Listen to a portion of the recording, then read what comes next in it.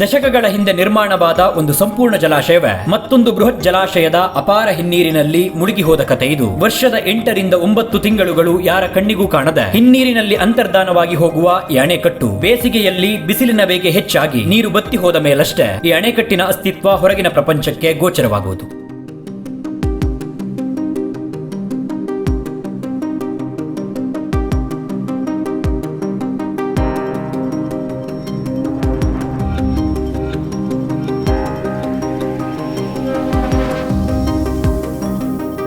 ಹಿರೇಬಾಸ್ಕರ ಜಲಾಶಯ 1939ರಲ್ಲಿ ಮೈಸೂರು ಸಂಸ್ಥಾನದ ನಾಲ್ವಡಿ ಕೃಷ್ಣರಾಜ ಒಡೆಯರು ಅಡಿಗಲ್ಲು ಹಾಕಿದ ಅಣೆಕಟ್ಟಿನ ನಿರ್ಮಾಣ 1948ರ ಹೊತ್ತಿಗೆ ಸಂಪೂರ್ಣವಾಗಿ ಶರಾವತಿ ನದಿಯ ನೀರನ್ನ ಬಂಧಿಸಲು ಸಿದ್ಧವಾಯಿತು. ಲೋಕಾರ್ಪಣೆಯಾದ 16 ವರ್ಷಗಳಲ್ಲಿ ನೀರಿನಲ್ಲಿ ಮುಳುಗಿ ಪಾಳು ಬಿದ್ದು ಹೋದ ಅಣೆಕಟ್ಟಿನ ಕಥೆಯನ್ನರಿಯಲು ಕೆಲ ದಿನಗಳ ಹಿಂದೆ ಶರಾವತಿ ವನ್ಯಜೀವಿ ವಲಯದೊಳಗೆ ಈ ಜಲಾಶಯವನ್ನ ಹುಡುಕಿ ಬಂದವನಿಗೆ ತುಂಬಿ ನಿಂತ ಹಿನ್ನೀರಷ್ಟೇ ಕಂಡಿತ್ತು, ಅದರ ಗೋಚರವಾಗಿರಲಿಲ್ಲ. ತಿಂಗಳು ಕಳೆದು ಅಣೆಕಟ್ಟು ನೀರಿನಿಂದ ಹೊರಬಂದ ವಿಷಯ ತಿಳಿದು ಅದರೆದುರು ಬಂದು ನಿಂತವನಿಗೆ ವಿರಳವಾದ ರಚನೆಯನ್ನ ಹೊಂದಿದ್ದ ಅದ್ಭುತ ಅಣೆಕಟ್ಟೊಂದರ ದರ್ಶನವಾಗಿತ್ತು. ಈ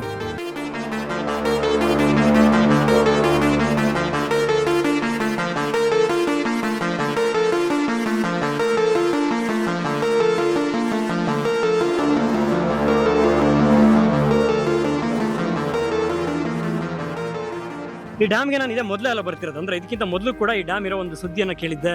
ಹಿಂಗೊಂದು ಡ್ಯಾಮ್ ನೀರೊಳಗೆ ಮುಳುಗೋಗಿದೆ, ಅವಾಗವಾಗ ಏನು ಬೇಸಿಗೆ ಬಂದಾಗ ಅದು ನೀರಿನ ಮೇಲೆ ಬರುತ್ತೆ ಅಂತ ಕತೆ ಕೇಳಿದ್ದೆ. ಕೇಳಿದ ತಕ್ಷಣ ಒಂದು ದಿವಸ ಹುಡ್ಕೊಂಡು ಇಲ್ಲಿ ಈ ಡ್ಯಾಮಿಗೆ ಬರೋದು ತುಂಬ ಕಷ್ಟದ ಕೆಲಸ. ಅಂದರೆ ತುಂಬ ದೂರ ಕಾಡೊಳಗೆ ತಿರುಗಾಡ್ಕೊಂಡು ಬರಬೇಕು, ರೋಡ್ ಕೂಡ ಸರಿ ಇಲ್ಲ. ನಾನು ಒಂದ್ಸರಿ ಬಂದಾಗ ಡ್ಯಾಮ್ ನನಗೆ ಹುಡ್ಕಾಡೋಕ್ಕೆ ಆಗಿಲ್ಲ. ಅಂದರೆ ಇಲ್ಲೋ ಬೇರೆ ಇದು ಇವಾಗೇನು ಅಲ್ಲಲ್ಲಿ ಬೈಲ್ ಕಾಣ್ತಾ ಇದೆ, ದೂರದಲ್ಲಿ ನಿಂತು ನೋಡಿದ್ರೆ ಓಕೆ ಇಲ್ಲೊಂದು ಡ್ಯಾಮ್ ಇದೆ ಅಂತ ಇಲ್ಲೊಂದು ಏನೋ ನಿರ್ಮಾಣ ಇದೆ ಅಂತ ಗೊತ್ತಾಗುತ್ತೆ. ಆದರೆ ನಾನು ಬಂದಾಗ ಸಂಪೂರ್ಣ ನೀರು ಲೆವೆಲ್ ಆಗಿತ್ತು. ಈ ನೀರು ಏನಿತ್ತಲ್ಲ ಇದು ಇದರಿಂದ ಮೇಲಿತ್ತು. ಈಗ ಏನಿದೆಯಲ್ಲ ಇದಕ್ಕಿಂತ ಒಂದು 40-50 ಅಡಿ ಎತ್ತರಕ್ಕೆ ನೀರಿತ್ತು ಮತ್ತು ಇದು ಸಂಪೂರ್ಣ ಮುಚ್ಚೋಗಿತ್ತು. ನಾನು ತುಂಬ ಹುಡುಕಾಡಿ ಏನಾರು ಮಾಡಿ ಆದರೆ ಡ್ಯಾಮ್ ಎಲ್ಲಿದೆ ಅಂತ ಕಡೆಗೆ ಗೊತ್ತಾಗಿಲ್ಲ. ಕೊನೆಯದಾಗಿ ಡ್ರೋನ್ನ ಬಿಟ್ಟು ನೋಡಿದಾಗ ಆ ಡ್ಯಾಮ್ ಇರೋದು ನನಗೆ ಗೊತ್ತಾಯ್ತು. ಅಂದರೆ ಜಸ್ಟ್ ಕುರುಹು ಸಿಕ್ತು. ಅಂದರೆ ಜಸ್ಟ್ ಒಂದು ಮೇಲ್ಗಡೆಯಿಂದ ನೋಡಿದಾಗ ನೀರೊಳಗೆ ಮುಳುಗಿರೋದು ನನಗೆ ಗೊತ್ತಾಯಿತು. ಅಂದರೆ ಹೈಟ್ ಆಗಿದೆ ಇದು, ಇವಾಗ ಇನ್ನೇನು ಸದ್ಯಕ್ಕಿಲ್ಲ ಅಂತ ಹೇಳಿ. ಅದಾದಮೇಲೆ 2 ತಿಂಗಳು ಬಿಟ್ಟ ನಂತರ ಮೇ 10 ಹೊತ್ತಿಗೆ ಸ್ವಲ್ಪ ಮಳೆಯ ಮೇಲೆ ಡಿಪೆಂಡ್ ಆಗುತ್ತೆ. ಬರಡು ಬೇಸಿಗೆ ಆದರೆ ಈ ಥರ ಸ್ವಲ್ಪ ಇನ್ನೂ ಈ ಮಟ್ಟ ಅಲ್ಲ, ಇದ್ರ ಕೆಳಗೆ ಕೂಡ ಹೋಗ್ಬೋದು, ಅಷ್ಟರ ಮಟ್ಟಕ್ಕೂ ಈ ಡ್ಯಾಮ್ನ ನೀರು ಬಿಡುತ್ತೆ. ಬಟ್ ಈ ಸರಿ ಏನಾಗಿದೆ, ಇನ್ನೂ ಬೇಸಿಗೆ ಈ ಸರಿಯ ಬೇಸಿಗೆ ಅಷ್ಟೊಂದು ಇರಲಿಲ್ವಲ್ಲ, ಹಾಗಾಗಿ ಇದು ಕಂಪ್ಲೀಟ್ ಆಗಿದ್ರೆ ನೀರು ಆವಿಯಾಗಿಲ್ಲ. ಈ ನೀರಿನ ಹಿನ್ನೀರು ಏನು ಬತ್ತೋಗುತ್ತಲ್ಲ ಅದಷ್ಟು ಮಟ್ಟಕ್ಕೆ ಇಳಿಯುತ್ತೆ. ಮತ್ತು ಮಳೆಗಾಲದಲ್ಲಿ ಇದ್ರ ತುದಿ ಮೊಟ್ಟ ಏನಿದೆಯಲ್ಲ ಅದೆಲ್ಲ ಕಂಪ್ಲೀಟ್ ಆಗಿ ಈ ಸುತ್ತ ಏನು ಜಾಗ ನೋಡ್ತಿದ್ವಲ್ಲ ಇದಿಷ್ಟು ಫುಲ್ಲು ಸಂಪೂರ್ಣವಾಗಿ ಲೆವೆಲ್ ಆಗಿ ನಿಲ್ಲುತ್ತೆ, ಅಷ್ಟು ನೀರು ಬರುತ್ತೆ. ನಾನು ಆ ಸರಿ ಬಂದಾಗ ನೋಡಿ ಒಂಥರ ಅವತ್ತು ಬಂದು ನನಗೆ ನೋಡಿದಾಗ ಒಂಥರ ತುಂಬ ಮಿಸ್ಟೀರಿಯಸ್ ಅನಿಸಿತ್ತು, ತುಂಬಾ ಕುತೂಹಲಕಾರಿ ಅನಿಸಿತ್ತು. ಯಾಕಂದರೆ ಒಂದು ಡ್ಯಾಮನ್ನು ಹುಡುಕಾಡಿ ಅದನ್ನ ಡ್ರೋನ್ ಬಿಟ್ಟು ನೋಡಿದಾಗ ನೀರೊಳಗೆ ಕಂಡಿದ್ದ ಡ್ಯಾಮ್ ನನಗೆ ಇದ್ರ ಕತೆ ಹೇಳಬೇಕು ಅಂತ ಭಾರಿ ಕುತೂಹಲವನ್ನು ಹುಟ್ಟಿಸಿತ್ತು. ಅದಾದ ಮೇಲೆ 1-2 ತಿಂಗಳುಗಳಾದ ಮೇಲೆ ಮತ್ತೊಂದು ಸರಿ ಇಲ್ಲಿಗೆ ಬಂದು ಇದ್ರ ಕತೆ ಹೇಳೋಣ, ಈ ಡ್ಯಾಮ್ನ ನೋಡೋ ಅಂತ ಇದ್ರ ಕಥೆಯನ್ನು ಹೇಳೋ ಅಂತ ಒಂದು ಅವಕಾಶ ಸಿಕ್ತು. ಅದ್ಭುತವಾಗಿದೆ ಡ್ಯಾಮ್ ಇದು. ಅವತ್ತಿನ ತಂತ್ರಜ್ಞರು ಏನಿದ್ರಲ್ಲ, ಅವತ್ತಿನ ಇಂಜಿನಿಯರ್ಗಳು ಅಥವಾ ಅವತ್ತಿನ ಕೆಲಸಗಾರರು ಏನಿದ್ರಲ್ಲ, ಈ ಡ್ಯಾಮ್ನ ನಿರ್ಮಾಣ ಮಾಡಿರೋದಕ್ಕೆ, ಅದರಲ್ಲೂ ಈ ಡ್ಯಾಮ್ನ ಅಂದಿನ ಕಾಲಕ್ಕೆ 70-80 ವರ್ಷಗಳ ಹಿಂದೆ, 8 ದಶಕಗಳ ಹಿಂದೆ ಅವತ್ತೆಲ್ಲದಕ್ಕೂ ಕೂಡ ಕಷ್ಟ ಇತ್ತು. ಅಂದರೆ ಹಣ ಎಲ್ಲ ಇವಾಗಿನಷ್ಟು ಸುಲಭವಾಗಿದ್ದಲ್ಲ. ಈಗ ನಾವು ಕೇಳ್ತೀವಿ ಕನ್ನಂಬಾಡಿ ಕಟ್ಟೆಯನ್ನು ಕಟ್ಟುವಾಗ ಮೈಸೂರು ರಾಣಿಯ ಚಿನ್ನವನ್ನು ಅಡವಿಟ್ಟು ಕಟ್ಟಿದ್ರು ಅಂತ. ಅಂದರೆ ಅಷ್ಟು ಕಷ್ಟದ ಕಾಲದಲ್ಲಿ ಒಂದೊಂದು ಡ್ಯಾಮ್ಗಳು ಅಥವಾ ಒಂದೊಂದು ನಿರ್ಮಾಣಗಳು ಆಗಿದ್ದು. ಇವತ್ತಿನ ಥರ ಸರ್ಕಾರಗಳಲ್ಲಿ ಸಾವಿರಾರು ಕೋಟಿ ಬಜೆಟ್ಗಳಿರಲ್ಲ, ಆದಷ್ಟು ತೆರಿಗೆಯನ್ನು ವಸೂಲಿ ಮಾಡಲ್ಲ, ಏನಿಲ್ಲ. ಅವಾಗ ತುಂಬ ಕಷ್ಟದಲ್ಲೇ ಈ ಡ್ಯಾಮ್ನ ಕಟ್ಟಿರ್ತಾರೆ. ಅದು ತುಂಬ ಬಂಡವಾಳವನ್ನು ಹಾಕಿ ಒಂದು ನಿಯಮಿತ ಬಜೆಟ್ನಲ್ಲಿ, ಒಂದು ನಿಯಮಿತ ಹಣದಲ್ಲಿ ಅದನ್ನು ಒಳ್ಳೊಳ್ಳೆ ಕೆಲಸಗಾರಗಳನ್ನ ಬಳಸ್ಕೊಂಡು, ಒಳ್ಳೊಳ್ಳೆ ಇಂಜಿನಿಯರ್ಗಳನ್ನು ಬಳಸ್ಕೊಂಡು. ಆದರೆ ಒಂದು ಖುಷಿ ಆಗೋದು ಏನಂದರೆ ಅವತ್ತು ಈ ರೀತಿಯ ಭ್ರಷ್ಟಾಚಾರಗಳಿರಲಿಲ್ಲ. ಒಂದಂದರೆ ಈ ಸರ್ಕಾರಿ ಕಟ್ಟಡಗಳು ಅಥವಾ ಸರ್ಕಾರಿ ರಸ್ತೆಗಳು ಇದು ನಿರ್ಮಾಣ ಆಗೋದ್ರಲ್ಲಿ ಈ ರೀತಿಯ ಭ್ರಷ್ಟಾಚಾರಗಳು ಇರಲಿಲ್ಲ ಅನ್ಸುತ್ತೆ. ಇಲ್ಲಾಂದರೆ ಇವ್ಯಾವ ನಿರ್ಮಾಣಗಳು ಈ ಥರ ನಿಲ್ತಿರ್ಲಿಲ್ಲ.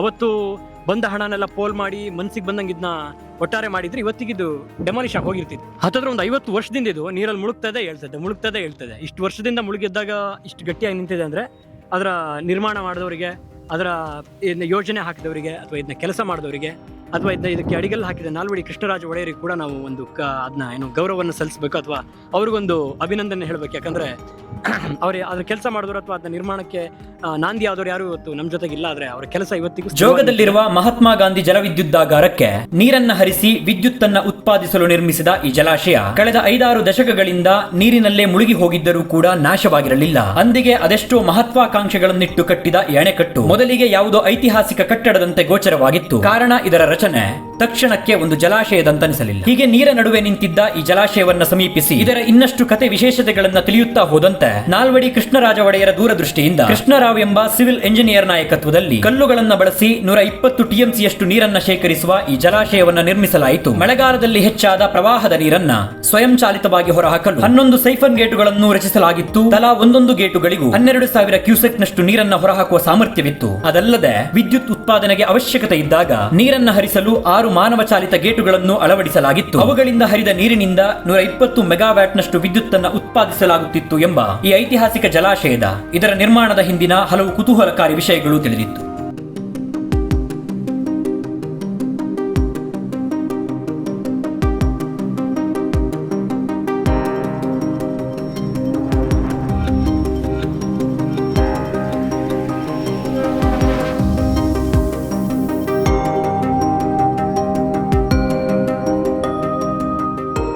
ಈ ಡ್ಯಾಮ್ನ ನಿರ್ಮಾಣವಾಗಿ 80 ರಿಂದ 85 ವರ್ಷಗಳು ಸಿಗಿದೆ. ಅಂದ್ರೆ ಸುಮಾರು 8 ದಶಕಗಳು ಕಳೆದ. ಇನ್ನೊಂದು 10-15 ವರ್ಷ ಕಳೆದ್ರೆ ಒಂದು ಶತಮಾನನೇ ಕಳೆದೋಗುತ್ತೆ, ಒಂದು ಶತಮಾನನೇ ಮುಗಿದೋಗುತ್ತೆ ಈ ಡ್ಯಾಮ್ನ ನಿರ್ಮಾಣ ಆಗಿ. ಒಂದು ಶತಮಾನ ಕಳೆದ್ರು ಅಥವಾ 85 ವರ್ಷಗಳು ಕಳೆದ್ರು ಕೂಡ ಈ ಡ್ಯಾಮ್ ಇವತ್ತಿಗೂ ಕೂಡ ಅಷ್ಟೇ ಗಟ್ಟಿಮುಟ್ಟಾಗಿ ನಿಂತಿದೆ. ಇದೊಂಥರ ಅಪರೂಪ ಅನ್ಸುತ್ತೆ. ನಂತರ ನಾನು ಈ ತರದ್ದು ವಿಷಯನ ಕೇಳಿದ್ದೆ ಮೊದಲು. ಅಂದ್ರೆ ಈ ರೀತಿ ಒಂದು ಡ್ಯಾಮ್, ಒಂದು ಸಂಪೂರ್ಣ ಡ್ಯಾಮೇ ಮುಳುಗೋಗಿರೋ ವಿಷಯ ಕೇಳಿ ಇದೇ ಮೊದಲು ಅನ್ಸುತ್ತೆ. ಅದು ಕರ್ನಾಟಕದಲ್ಲಂತೂ ಇದೇ ಒಂದೇ ಡ್ಯಾಮ್ ಅನ್ಸುತ್ತೆ. ಬಹುಶಃ ನನಗೆ ಗೊತ್ತಿರೋ ಮಾಹಿತಿ ಪ್ರಕಾರ ಕರ್ನಾಟಕದಲ್ಲಿ ಇದೊಂದೇ ಡ್ಯಾಮ್ ಇರ್ಬೋದು ಈ ತರ ಅದು ಇಷ್ಟು ದೊಡ್ಡ ಬೃಹತ್ ಡ್ಯಾಮ್ ನೀರಲ್ಲಿ ಮುಳುಗೋಗಿರೋದು ಮೊದಲಿರ್ಬೋದು. ಅಥವಾ ಭಾರತದಲ್ಲೇ ಗೊತ್ತಿಲ್ಲ ನನಗೆ, ಬೇರೆ ಯಾವ ತರದ ಡ್ಯಾಮ್ ಇದೆಯೋ ಗೊತ್ತಿಲ್ಲ. ಡ್ಯಾಮ್ ಕಟ್ಟಿದ್ರಿಂದ ಊರುಗಳು ಮುಳುಗೋಗ್ತವೆ, ಕಾಡುಗಳು ಮುಳುಗೋಗ್ತವೆ, ಇನ್ನೇನೋ ಆಗುತ್ತೆ ಡ್ಯಾಮ್ ಕಟ್ಟೋದ್ರಿಂದ. ಹಿನ್ನೀರಲ್ಲಿ ಎಷ್ಟೋ ಜಾಗಗಳು, ಎಷ್ಟೋ ಎಕರೆ ಜಾಗಗಳು ಮುಳುಗೋಗುತ್ತೆ. ಆದ್ರೆ ಒಂದು ಡ್ಯಾಮೇ ಮುಳುಗೋಗಿರೋದು ನಾನು ಕೇಳಿರೋ ಪ್ರಕಾರ ಇದೆ ಮೊದಲು ಅನ್ಸುತ್ತೆ. ಇದೇನಿದೆ 11 ಈ ಸೈಫನ್ಗಳಂತ ಅಂದ್ರೆ ಡ್ಯಾಮ್ನ ನೀರು ಹೆಚ್ಚಾದಾಗ ಅಥವಾ ಈ ಮಳೆಗಾಲದಲ್ಲಿ ನೀರು ಓವರ್ಫ್ಲೋ ಆಗೋ ಸಂದರ್ಭದಲ್ಲಿ ಸ್ವಯಂಚಾಲಿತವಾಗಿ, ಅಂದ್ರೆ ಯಾವುದೇ ಏನು ಮಾನವನ ಇದಿಲ್ದೇನೆ ಸ್ವಯಂಚಾಲಿತವಾಗಿ, ಅದೇ ಅಂದ್ರೆ ಒಂದು ನಿರ್ದಿಷ್ಟ ಮಟ್ಟನ ನೀರು ಹೆಚ್ಚಾದ ತಕ್ಷಣ ಆ ಡ್ಯಾಮ್ನ ನೀರು ಸ್ವಯಂಚಾಲಿತವಾಗಿ ಮತ್ತೆ ನದಿಗೆ ಹೋಗುವಂತ ಒಂದು ವ್ಯವಸ್ಥೆ ಇತ್ತಿದು. ಯಾವುದೇ ಡ್ಯಾಮ್ಗಳಲ್ಲಿ ಕೂಡ ಒಂದು ಗಮನಿಸಬಹುದು ನಾವು, ಯಾವತ್ತೂ ಕೂಡ ಹಿನ್ನೀರಿನ ಮಟ್ಟ ಏನಿರುತ್ತಲ್ಲ ಅದು ಯಾವತ್ತೂ ಕೂಡ 1 ಇಂಚ್ ಕೂಡ ಹೆಚ್ಚಾಗಲ್ಲ. ಯಾವತ್ತೂ ಕೂಡ 1 ಇಂಚು ಹಿನ್ನೀರು ಎಲ್ಲಿವರೆಗೂ ಹೋಗಿ ಡ್ಯಾಮ್ಗೆ ಗುದ್ದಿ ಹಿಂದೋಗುತ್ತಲ್ಲ, ಆ ನೀರಿನ ಹಿನ್ನೀರು ಅಂತೀವಿ. ಆ ನೀರು ಎಲ್ಲಿಗೆ ತನಕ ಹೋಗುತ್ತಲ್ಲ, ಅಂದ್ರೆ ಇಲ್ಲಿಂದ ಎಷ್ಟು ಕಿಲೋಮೀಟರ್ ಹೋಗುತ್ತಲ್ಲ, ಆ ಕಿಲೋಮೀಟರ್ ಹೋಗಿದ್ರೆ ಒಂದು ಮಾರ್ಜಿನ್ ಇರುತ್ತಲ್ಲ, ಮಾರ್ಜಿನ್ 1 ಅಡಿ ಕೂಡ ಆಚೆ ಈಚೆ ಆಗಲ್ಲ. ಯಾಕಂದ್ರೆ ಆ ಮಾರ್ಜಿನ್ ಹತ್ರ ನೀರು ಹೋದ ತಕ್ಷಣ ಇಲ್ಲೇನಾಗಿರುತ್ತೆ, ಒಂದು ಡ್ಯಾಮ್ನ ಸ್ವಯಂಚಾಲಿತವಾಗಿ ಬಿಟ್ಟರೆ ಗೇಟ್ ಓಪನ್ ಮಾಡಿ ನೀರನ್ನ ಕಳಿಸ್ತಾರೆ. ಇದು ಸೇಮ್ ಅದೇ ತರ, ಒಂದು ಮಟ್ಟವನ್ನು ಮುಟ್ಟಿದ ತಕ್ಷಣ ಸ್ವಯಂಚಾಲಿತವಾಗಿ ನೀರು ಆಚೆ ಹೋಗಂತ. 70 ರಿಂದ 80 ವರ್ಷಗಳ ಹಿಂದೆ ಈ ಜಲಾಶಯ ನಿರ್ಮಾಣವಾಗಿದ್ದರೂ ಬಹುತೇಕ ವರ್ಷಗಳನ್ನ ನೀರಿನಾಳದಲ್ಲೇ ಕಳೆದಿದ್ದರೂ ಜಗ್ಗದೆ ನಿಂತಿದ್ದ ಈ ಸದೃಢ ಕಟ್ಟಡ ನಾಚಿಸುವಂತಿತ್ತು ನವಯುಗದ ನಿರ್ಮಾಣಗಳನ್ನ. ನೀರನ್ನ ವಿದ್ಯುತ್ ಉತ್ಪಾದನೆಗೆ ಹೊರಬಿಡಲು ನಿರ್ಮಿಸಿದ್ದ 6 ಮಾನವ ಚಾಲಿತ ಗೇಟುಗಳು ತುಕ್ಕು ಹಿಡಿದು ಹಾಳಾಗಿದ್ದವಷ್ಟೇ ಹಾಗೆ ಉಳಿಸಿಕೊಂಡಿತ್ತು ಈ ಜಲಾಶಯ ತನ್ನ ಸುಭದ್ರವಾದ ಗೋಡೆಯನ್ನ. ಐತಿಹಾಸಿಕ ಕಟ್ಟಡದ ಗುಮ್ಮಟಗಳಂತೆ ಕಾಣೋ 11 ಸ್ವಯಂಚಾಲಿತ ಸೈಫನ್ ಗೇಟುಗಳನ್ನ, ಹಾಗೆ ಇನ್ನಿತರ ಇದರ ಮೂಲೆಯ ನಿರ್ಮಾಣಗಳನ್ನ.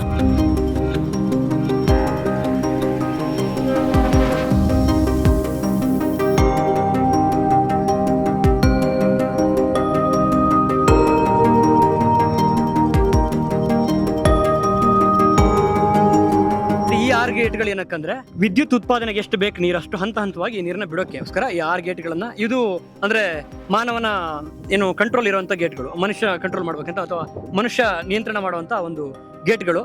ಈ 6 ಗೇಟ್ಗಳಲ್ಲಿ ಎಷ್ಟು ಪ್ರಮಾಣದಲ್ಲಿ ನೀರು ಬೇಕು ಅಲ್ಲಿ ಕರೆಂಟ್ ಉತ್ಪಾದನೆಗೆ, ಅಥವಾ ಜೋಗದಲ್ಲಿ ಏನ್ ಮಹಾತ್ಮ ಗಾಂಧಿ ವಿದ್ಯುತ್ ಉತ್ಪಾದನಾ ಘಟಕ ಇದೆಯಲ್ಲ ಆ ಘಟಕದಲ್ಲಿ ಎಷ್ಟು ಯಾವಾಗ ಕರೆಂಟ್ ಉತ್ಪಾದನೆ ಮಾಡಬೇಕು ಅಥವಾ ಯಾವಾಗ ನೀರು ಬಿಡಬೇಕು ಅನ್ನೋದಕ್ಕೆ, ಅಥವಾ ಎಷ್ಟು ಪ್ರಮಾಣದಲ್ಲಿ ನೀರು ಬಿಡಬೇಕು ಅನ್ನೋದಕ್ಕೆ 6 ಗೇಟ್ಗಳನ್ನು ಅಳವಡಿಸಿದ್ದಾರೆ. ಒಟ್ಟಿಗೆ 11 + 6 17 ಗೇಟ್ಗಳು. ಆ 11 ಗೇಟ್ಗಳು ಸ್ವಯಂಚಾಲಿತವಾಗ್ತವೆ. 6 ಗೇಟ್ಗಳು ವಿದ್ಯುತ್ ಉತ್ಪಾದನೆ ಬೇಕಾದಾಗ ಮಾತ್ರ ಆಗ್ತವೆ. ಇಲ್ಲ ನಾವು ನೋಡಿದ್ರೆ ನೋಡಿ, ಕಲ್ಲನ್ನು ಎಷ್ಟು ವ್ಯವಸ್ಥಿತವಾಗಿ ಕಟ್ಟಿದ್ದಾರೆ. ಇದು ಗಾರೆ ಬರೀ ಸಿಮೆಂಟ್ನ ಗಾರೆ ಅಲ್ಲ ನನ್ನ ಪ್ರಕಾರ. ಇಲ್ಲಿ ನೋಡಿದ್ರೆ ಇದು ಸಿಮೆಂಟ್, ಬರೀ ಕೇವಲ ಸಿಮೆಂಟ್ನ ಗಾರೆ ಅಲ್ಲ ಅನ್ಸುತ್ತೆ.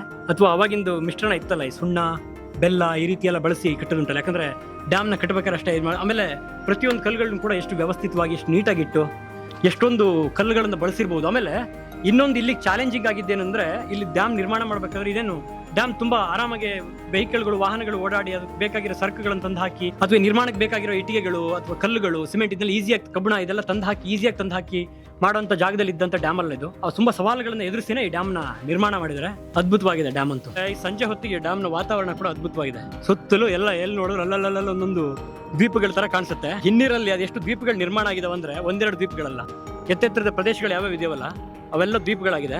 ಈಗ ಸಮಯ ಒಂದು 5 ಗಂಟೆ ಆಗಿರ್ಬೋದು. ಒಂಥರ ಪ್ರಶಾಂತವಾಗಿದೆ ಡ್ಯಾಮ್ ನ ವಾತಾವರಣ ಕೂಡ. ಇಲ್ಲಿ ಸಮಯ ಕಳೆಯೋದು ಕೂಡ ಇವತ್ತು ಮೋಡ ಮುಚ್ಚಿದೆ ಅನ್ಸುತ್ತೆ ನನ್ನ ಪ್ರಕಾರ.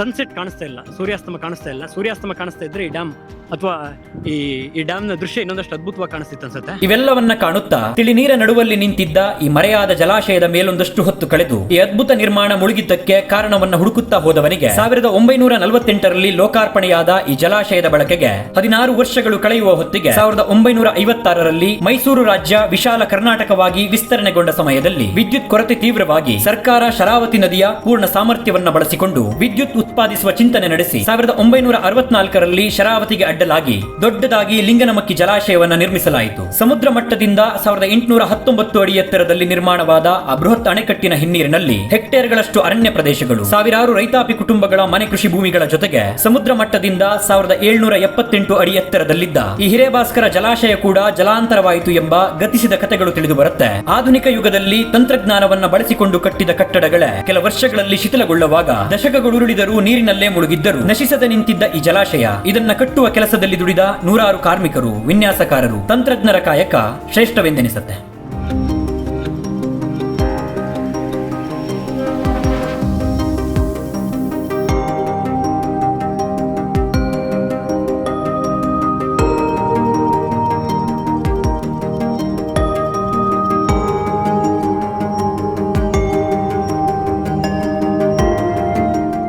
ಒಂದು ಡ್ಯಾಮ್ನ ಕಟ್ಟಿ, ನಾವು ಮೊದಲೇ ಕಥೆಯಲ್ಲಿ ಹೇಳಿದ ಹಾಗೆ ಒಂದು ಡ್ಯಾಮ್ನ ಕಟ್ಟಿ ಅಲ್ಲಿ ಆ ಡ್ಯಾಮ್ನ ಹಿಂದಿರೋ ಒಂದಷ್ಟು ಕಾಡು, ಒಂದಷ್ಟು ಊರುಗಳು ಮುಚ್ಚೋಗೋದು ನೋಡಿದೀವಿ.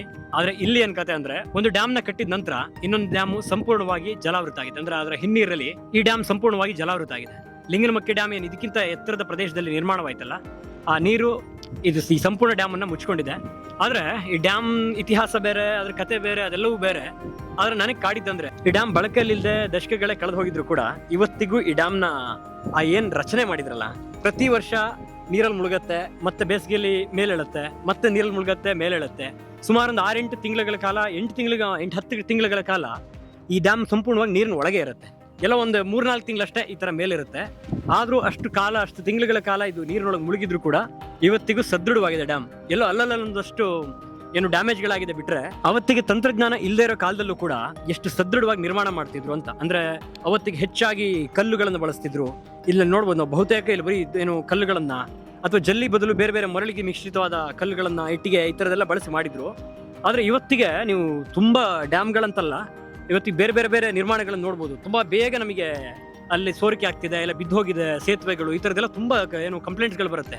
ಅದಕ್ಕೆ ಒಂದು ಕಾರಣ ಭ್ರಷ್ಟಾಚಾರ, ಇನ್ನೊಂದು ಕಾರಣ ಹಲವಾರು ಕಾರಣಗಳಿರುತ್ತೆ. ಅಂದ್ರೆ ಕೆಲವೊಂದು ಕಡೆ ಎಲ್ಲಿ ಸರ್ಕಾರದ ಹಣ ಅದಕ್ಕೆ ವ್ಯಯ ಮಾಡಿದ್ರು ಕೂಡ ಅದು ಏನಾಗಿರುತ್ತೆ, ಭ್ರಷ್ಟಾಚಾರದಿಂದನೋ ಬೇರೆ ಬೇರೆ ಕಾರಣದಿಂದ ಅದರ ಕ್ವಾಲಿಟಿ ಕಡಿಮೆ ಮಾಡಿ ಈ ಥರ ಬಿದ್ದೋಗೋದು ನೋಡಿರ್ಬೋದು. ಆದರೆ ಇದು ನಾಲ್ವಡಿ ಕೃಷ್ಣರಾಜ ಒಡೆಯರ್ ಅವರ ಕಾಲದಲ್ಲಿ ನಿರ್ಮಾಣವಾದಂಥ ಒಂದು ಡ್ಯಾಮ್. ಅಂದ್ರೆ ನಾಲ್ವಡಿ ಕೃಷ್ಣರಾಜ ಒಡೆಯರು ನಮ್ಮ ಕರ್ನಾಟಕಕ್ಕೆ, ಈ ನಾಡಿಗೆ ಹಲವಾರು ಕೊಡುಗೆಗಳನ್ನು ಕೊಟ್ಟಿದ್ದಾರೆ. ಆ ಕೊಡುಗೆಯಲ್ಲಿ ಇದು ಅಂತಂದು ಹೇಳ್ಬೋದು. ಅವರ ಕಾಲದಲ್ಲಿ ನಿರ್ಮಾಣ ಆದಂಥ ಒಂದು ಡ್ಯಾಮ್ ಅಷ್ಟೇ ಸದೃಢವಾಗಿ ನಿಂತಿದೆ. ಇವತ್ತಿಗೂ ಮುಚ್ಚೋಗಿದೆ ಅಥವಾ ಹಾಳು ಬಿದ್ದ ಡ್ಯಾಮ್, ಪಾಳು ಬಿದ್ದ ಡ್ಯಾಮ್ ಅಂತೀವಿ. ಆದರೆ ಒಂದು ದೊಡ್ಡ ಇತಿಹಾಸವನ್ನ ಅಥವಾ ನಮ್ಮ ಗತಕಾಲದ ಒಂದು ರೂಪುರಚನೆಯನ್ನ ಅಥವಾ ಸದೃಢ ರಚನೆಯನ್ನ ಹೊತ್ತು ಇವತ್ತಿಗೆ ನಿಂತಿದೆ. ತುಂಬಾ ಖುಷಿ ಆಯ್ತು ನನಗೆ ಈ ಡ್ಯಾಮ್ನ ನೋಡಿದ್ದು ಅಥವಾ ಈ ಡ್ಯಾಮ್ ಬಂದಿದ್ದು. ಈ ರೀತಿ ವಿಚಾರಗಳ ಮೇಲೆ ನಂಗೆ ತುಂಬಾ ಕುತೂಹಲ. ಅದರಲ್ಲೂ ಒಂದು ಡ್ಯಾಮೇ ನೀರೊಳಗೆ ಮುಳುಗೋಗಿದ್ದು ಅಂದ್ರೆ ಯಾರಿಗೆ ಕುತೂಹಲ ಇರಲ್ಲ. ಹೀಗೊಂದಷ್ಟು ಹೊತ್ತು ವಿದ್ಯುತ್ ಉತ್ಪಾದನೆಗಾಗಿ ನಿರ್ಮಿಸಿದ ಐತಿಹಾಸಿಕ ಅಣೆಕಟ್ಟೊಂದರ ಮೇಲೆ ಅದರ ಕಥೆಯನ್ನರಿಯುತ್ತಾ ಸಾಗಿದ ಪ್ರಯಾಣ ಇಳಿ ಸಂಜೆಯ ಹೊತ್ತಿಗೆ ಮುಗಿದು ಮರಳಿತ್ತು. ಅದ್ಭುತ ಪರಿಕಲ್ಪನೆಯಲ್ಲಿ ನಿರ್ಮಿಸಿದ ಜಲಾಶಯವೊಂದರ ಅಧ್ಯಾಯ ಕೇವಲ 16 ವರ್ಷಗಳಲ್ಲೇ ಕೊನೆಯಾಗಿದ್ದು ಅತೀವ ಬೇಸರವನ್ನು ತರಿಸಿತ್ತು.